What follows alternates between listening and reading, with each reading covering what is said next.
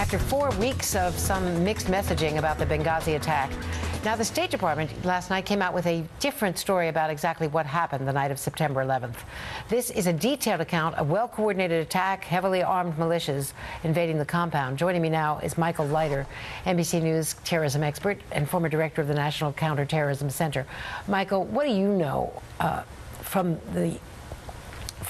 your from your sources about what happened that night?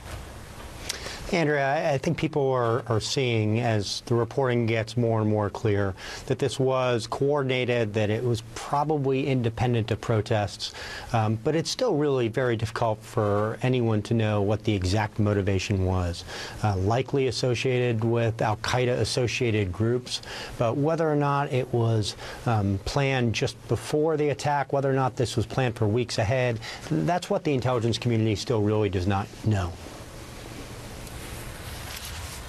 At the same time, they had real-time video, they tell us now, Michael, on the security cameras of groups of heavily armed men invading the compound, setting off jerry cans of diesel fuel, that the smoke was so thick that the ambassador, retreating to a bunker, was on the ground with his security officer and couldn't breathe, couldn't see. They then retreated further to a bathroom, which had an exterior window, tried to get out through that bathroom. I mean, it's a horrendous story. And then similarly, more people attacking them with AK-47s when the surviving 4 agents tried to drive after the compound was beginning to fall, drive to that annex maybe 2 kilometers away.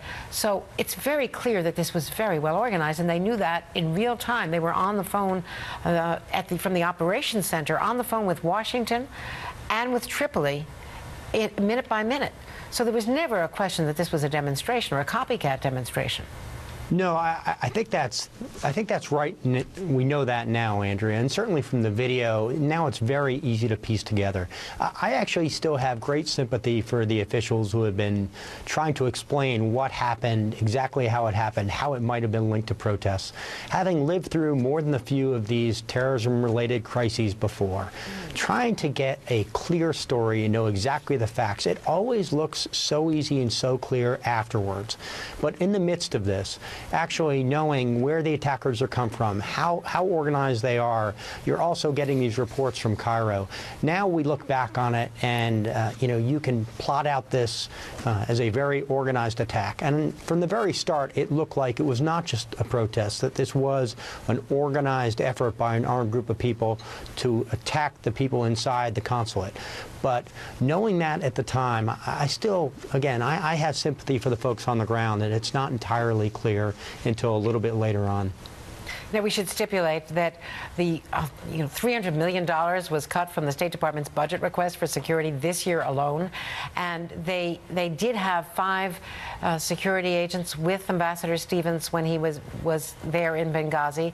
He felt safe. He felt there because he had spent a year there during the war, contrary to early reports that were leaking from the Hill that he had no security.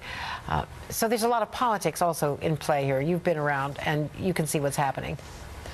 Yes, and I'm going to do my best to stay out of those politics, Andrea. I will tell you that over 2 administrations, the Bush administration and the Obama administration, we always knew that U.S. consulates and embassies are absolutely prime targets for terrorist attacks.